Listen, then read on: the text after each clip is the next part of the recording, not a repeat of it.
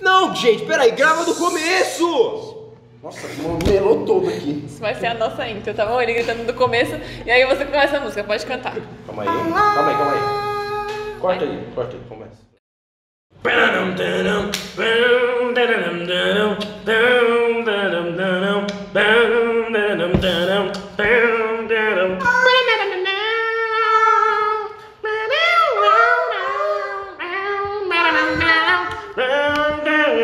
Nossa, vai fazer uma música. Oi, gente, tudo bem? Vocês estão bem? Então ótimo. Opa! Então, hoje a gente tá aqui pra falar um pouquinho sobre o livro Quincas Borba. Eu espero que vocês gostem. Então vamos lá. Agora eu vou dar as características do livro, né? É um romance realista de 1891 e o seu autor é o Machado de Assis. A obra critica bastante a burguesia e o seu narrador é onisciente. O espaço da obra se passa lá no Rio de Janeiro, mais ou menos no século XIX. A temática principal da obra é o jogo de interesses, o que torna a obra muito mais realista. Bom, pessoal, vocês viram que o Eduardo falou que se passa no século XIX. Foi publicado em 1891 e a história se passa bem quase no finalzinho do Brasil Imperial. Com relação aos personagens, o livro tinha 6 personagens principais. Rubião, que ele era professor, enfermeiro, e meio que ele é a pessoa que leva o foco da história, porque ele é o protagonista. E ele é um herdeiro do filósofo que chamava Quincas Borbas. Também tinha o Cristiano Palha, que ele era o esposo da Sofia e era um suposto amigo de Rubião, só que no final ele na realidade estava interessado mesmo no dinheiro que o Rubião tinha. Também tinha a Sofia Palha, que era a esposa do Cristiano, e que no final ela fica interessada por Carlos Maria e também apoia muito o marido em suas ações. Temos também o Carlos Maia, que era um homem que desperta o interesse de Sofia e que por fim acabou casando com a prima da Sofia. Tinha a Maria Benedita, que era a prima de Sofia e a esposa do Carlos Maria. E também tinha o Camacho, que era advogado, político e falso jornalista que também se aproveitava da fortuna de Rubião. Agora eu vou citar o resumo pra vocês. Mais ou menos assim, a obra já começa como o Rubião analisando a situação que ele se meteu. O Rubião era, na verdade, amigo do Quincas Borba, isso que leva o nome do livro. Quincas Borba era um filósofo muito famoso na época, né? E ele tomou o Rubião, que era o seu único amigo, como seu discípulo. O Quincas Borba tinha um outro cachorro com o mesmo nome que ele, o Quincas Borba. Um cachorrinho.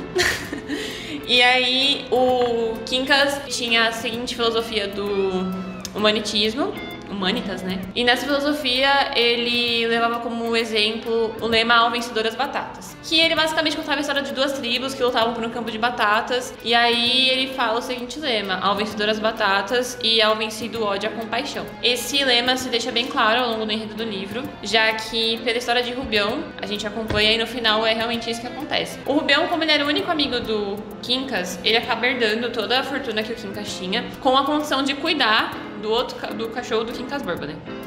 Quincas Borba.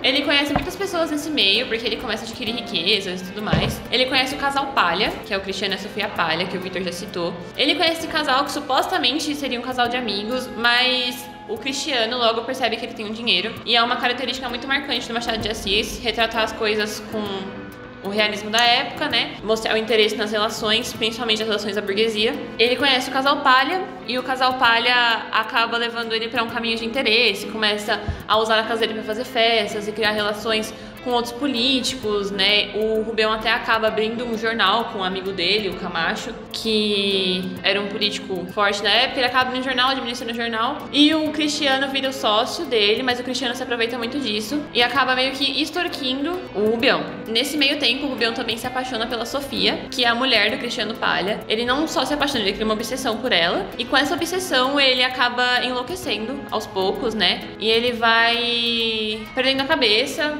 ao longo do tempo. E o amigo percebe isso, o Cristiano percebe, mas ao invés de ele colocar uma pedra meio que ele fala assim: "Não, você tá dando em cima da minha mulher, não pode". Ele deixa rolar porque o Cristiano devia uma grana pra ele e ele achava que com isso ele ia perdoar. O Rubião acaba se declarando pra Sofia, a Sofia acaba se esquivando dele, mas ao mesmo tempo, pra manter o marido bem, ela acaba meio que dando uma corda pra ele. No final do livro fica subentendido que em um momento ela até criou interesse por ele, mas não foi algo, né, que acabou sendo correspondido, até porque ela era tratada como uma mulher, entre aspas, fiel, já que no final do livro ela se apaixona pelo Carlos Maria, que casou com a prima dela. Ela casou o Carlos Maria com a prima dela pra ela não acabar ficando com ele, traindo o marido, né? E aí foi isso, e acaba chegando perto do fim da história. Onde o próprio Rubião acaba se enlouquecendo E achando que é o próprio Napoleão, sistematizando guerras, invasões na Europa, onde ele nem sequer tem influência, e dando a louca pelas ruas do Rio de Janeiro.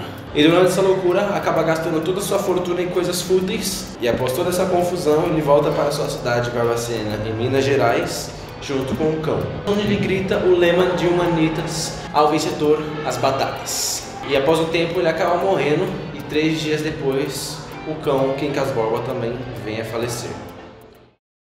E é isso o livro, gente. As considerações que eu tenho é que o Rubião acaba se deixando levar pela fortuna dele, que ele ganha. É uma coisa que no começo do livro parece que ele não vai deixar, porque ele era um personagem de ação, e depois, com toda a confusão dele se apaixonar pela mulher do amigo, talarico feio, ele acaba ficando louco e isso faz com que ele administre mal o dinheiro. Inclusive, o casal Palha ficou com todo o dinheiro dele, depois que ele foi embora.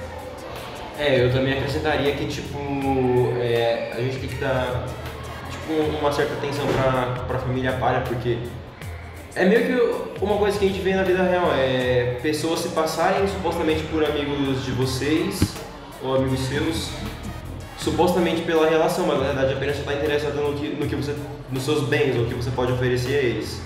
Sim, isso é a representação do realismo, né, que o Machado marcava muito, as relações de interesse, o preconceito, quando você é de uma classe inferior. Algo bem aprofundado enfim. no psicológico dos personagens. Muito aprofundado no psicológico, a característica deles é meio que falar pelo psicológico, é muito bom. Isso acrescentado pelo narrador no seguinte, Eu só acho que a minha opinião da obra é pra você realmente tomar cuidado com as pessoas que você anda, assim, porque querendo ou não, elas influenciam muito nas suas ações, e é isso. E é isso, gente. Eu espero que vocês tenham gostado. Foi um resuminho bem breve dessa obra, que é tão importante, tanto pelo seu recado quanto pela sua importância histórica. E é isso, espero que vocês tenham gostado. Beijo! Obrigado, gente! Tchau! Uhul!